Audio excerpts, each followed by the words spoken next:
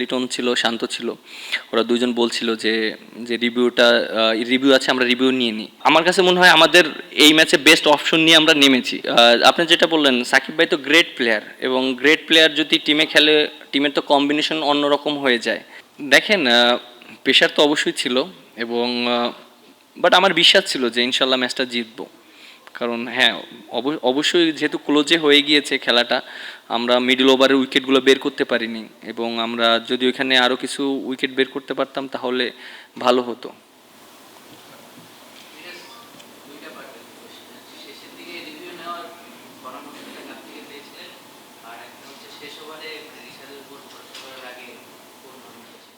রিভিউটা আমরা ডিসকাস করে নিয়েছিলাম। লিটন ছিল, শান্ত ছিল। ওরা দুজন বলছিল যে যে রিভিউ আছে, আমরা রিভিউ নিয়ে নিই।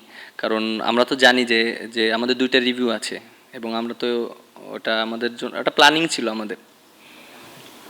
মিরাজ, বাংলাদেশের ব্যাটিং এর লাস্ট পার্টটা যদি দেখি, যে তানজিদ আউট হওয়ার পরে লিটন এবং তৌহিদ ভিতরে তারা আরেকটু ক্যাপিটালাইজ করে আরেকটু কুইকার রান করতে পারতেন কিনা, যেটা মনে হচ্ছিল কিনা যে আপনারা পারের যে কিছু রান কম করেছেন, যে রানটা ডিসাইসিভ হয়ে যাচ্ছিল মানে লাস্ট পাকিস্তান ইনিংসের লাস্টে এসে, একটু বেটার রান করলে হয়তো গ্যাপটা ক্লোজ হতো।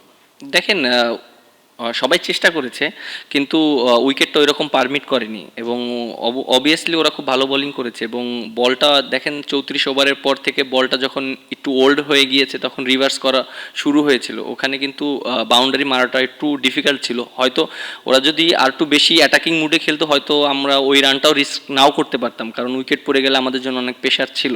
সো ওইভাবে আমাদের একটা টার্গেট ছিল যে আমরা যদি 80 বা 90 রান করতে পারি তাহলে আমাদের জন্য ভালো হবে। সো প্রথম দিকে তো দেখলেন যে আমরা কীভাবে উইকেট নিয়েছি, বাট একটা ব্যাটসম্যান ওরা খুব ভালো ব্যাটিং করেছে।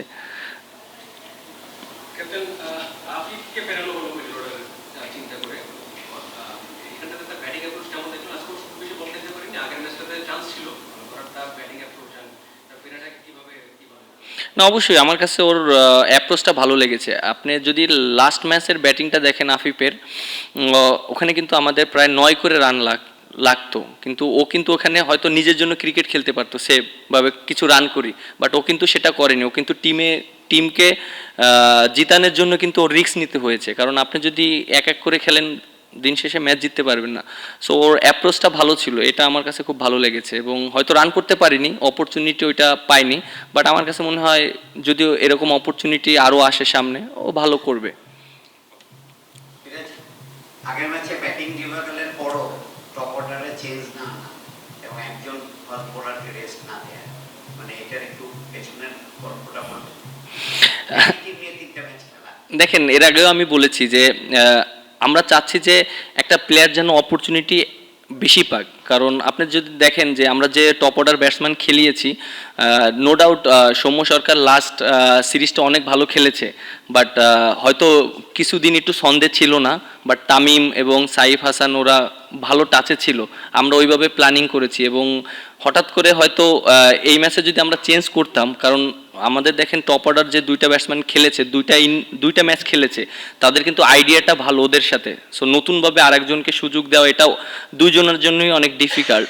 ইভেন যে সৌম্যর জন্য অনেক ডিফিকাল্ট, এবং যে না খেলবে আমাদের জন্য অনেক ইজি অপশন ছিল। সাইফ দুইটা ম্যাচে রান করতে পারিনি, ওকে যদি আজকে বসিয়ে আমি সৌম্য সরকারকে খেলাতাম তাহলে তো কি দুইটা জিনিসই হতো, যে অনেক সময় ওরও কনফিডেন্টটা ডাউন থাকতো, সৌম্য সরকার যদি এই ইনিংসটা আল্লাহ না করুক যদি খারাপ খেলো তখন ওরও জন্য ডিফিকাল্ট হতো। বাট আমরা যে জিনিসটা চেষ্টা করছি, যেই অপরচুনিটি পাক ব্যাটসম্যানের ক্ষেত্রে বেশি অপরচুনিটি পাক, এবং সে নিজে থেকেই বুঝতে পারবে খারাপ খেললে যে হয়তো আমার জায়গা ছেড়ে আরেকজনকে দিতে হবে।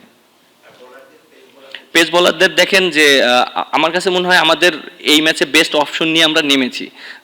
আমরা মোস্তাফিজ বলেন, তাসকিন বলেন, এবং রানা ভালো বোলিং করছে, এবং তাসকিন দেখেন আজকে যেভাবে বোলিং করেছে, শুরুতে উইকেট নিয়েছে এবং আপনার শেষের দিকে উইকেট নিয়েছে, এটা কিন্তু আমাদের টিমের টার্নিং পয়েন্ট ছিল।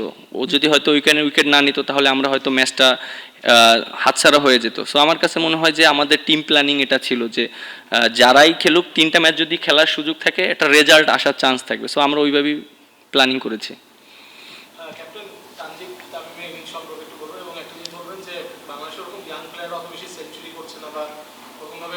যেমন রাচিন রবীন্দ্র বলেন, আরো অনেকগুলো ব্যাটসম্যান সেটেল হয়ে গেছে টপ লেভেলে, এখন তাদের যাদেরকে বলা হয় যে নেক্সট জেনারেশন, তানজিদ তামিমের মধ্যে আপনি কতটা পোটেনশিয়াল দেখেন বাংলাদেশের ব্যাটিংটাকে লিড করতে পারবে কিনা এই 100 এবং আরেকটা প্রশ্ন হচ্ছে ঠিক অপোজিট হচ্ছে তাসকিন, মানে বয়সের দিক থেকে একটু ডিফারেন্ট, কিন্তু যেভাবে টিমকে লিড করে পেস অ্যাটাককে লিড করে, সরি, ওইটা আপনার দেখতে কেমন?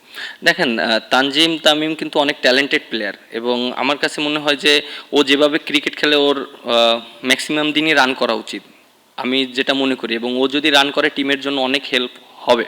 এবং দেখেন যে ও যেভাবে ব্যাটিং করেছে, সো আমার কাছে মনে হয় যে অবশ্যই ওর বিষয় নিয়ে কাজ করা হচ্ছে। এবং দেখেন লাস্ট সিরিজে কিন্তু ও খেলেনি, বাট আপনি দেখেন, যদি দেখেন বিপিএল এর থেকে শুরু করে আপনার আপনার আমাদের যে টুর্নামেন্টটা হলো ওখানেও অনেক টপ পারফর্ম করেছে, আবার প্র্যাকটিস ম্যাচে ওখানে সেঞ্চুরি করেছে, মানে ও অনেক ছন্দে আছে এবং অনেক কনফিডেন্ট আছে। সো লাস্ট দুইটা ইনিংস আপনি যদি দেখেন, আজকের ইনিংস আর লাস্ট ম্যাচের ইনিংস, যেটা ফার্স্ট ম্যাচে আমরা উইন হয়েছি, সো আমার কাছে মনে হয় একটা ব্যাটসম্যান ক্লিয়ার মাইন্ড থাকাটা খুব ইম্পর্টেন্ট, যেটা ওর ভিতরে আছে।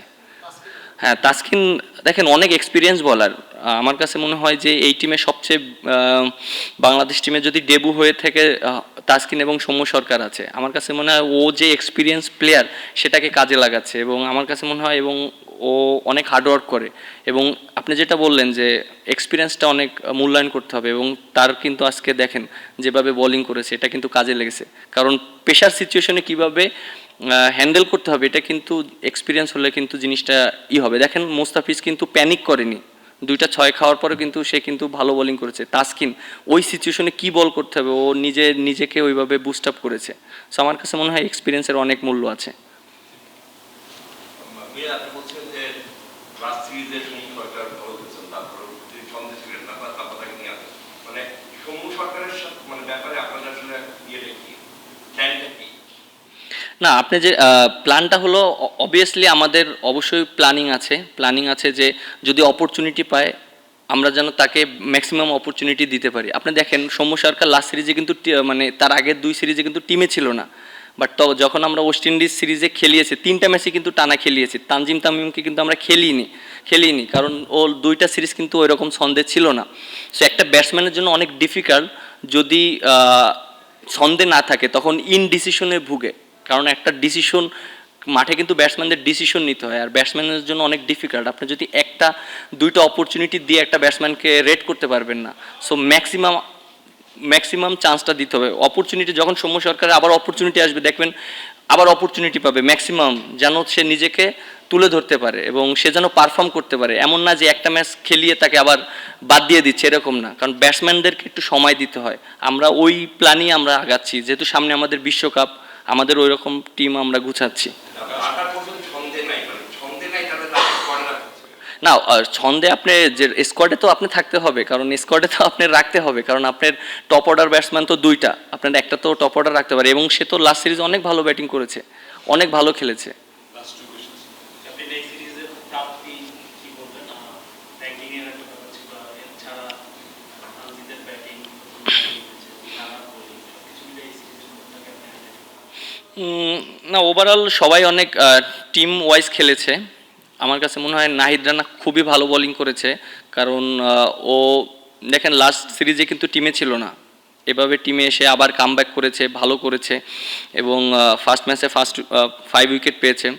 এবং তাসকিন অনেক ভালো বোলিং করেছে, মুস্তাফিজ। আমার কাছে মনে হয় যে বোলাররা তাদের ডিউটিটা খুব ভালোভাবে মেনটেন করেছে, কারণ আপনি ফার্স্ট ম্যাচে যদি দেখেন আমরা ওদেরকে 114 রানে অল আউট করেছি এবং সেকেন্ড ম্যাচে আমরা কিন্তু হয়তো ফার্স্ট 10-12 ওভার আমরা ভালো করতে পারিনি, বাট আমরা গ্রেট কামব্যাক করেছি। আপনি যদি দেখেন যে লাস্টের দিকে আমরা কিন্তু ওদেরকে প্রায় 40 রানের ভিতরে 6 উইকেটের মানে আমরা নিয়েছি, সেটা কিন্তু গ্রেট কামব্যাক। সো আমরা আমাদের কিছু জায়গায় ল্যাকিংস আছে, ব্যাটসম্যানদের রেসপন্সিবিলিটি নিতে হবে।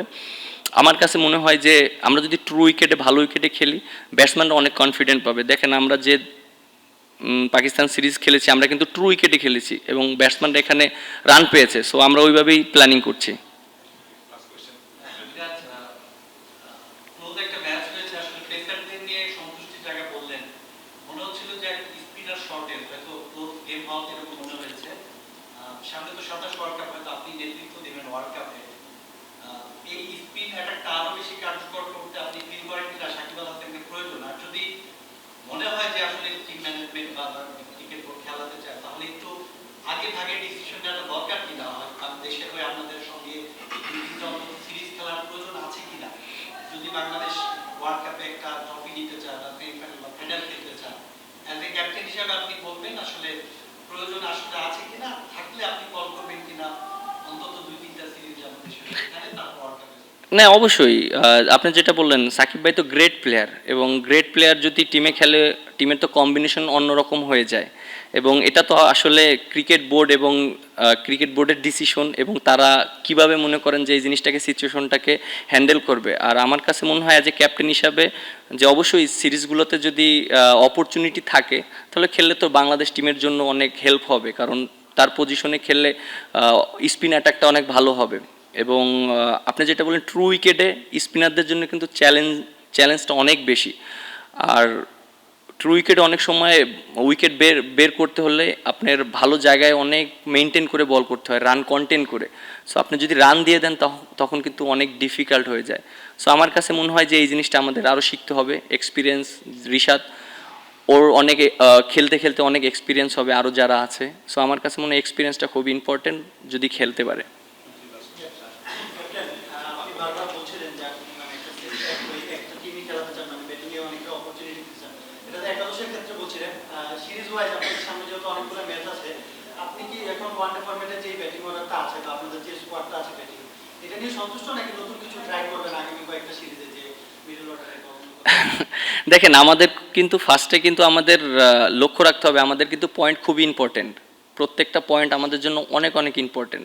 আমাদের মাথায় রাখতে হবে যে 27 ওয়ার্ল্ড কাপের আগে আমাদের কোয়ালিফাই করতে হবে। এর জন্য কিন্তু প্রত্যেকটা সিরিজ, প্রত্যেকটা ম্যাচ আমাদের জন্য অনেক ইম্পর্টেন্ট। আমরা ওইভাবেই চিন্তা করব যে আমাদের কিভাবে আমরা সিরিজ জিততে পারি, ম্যাচ জিততে পারি। Thank you.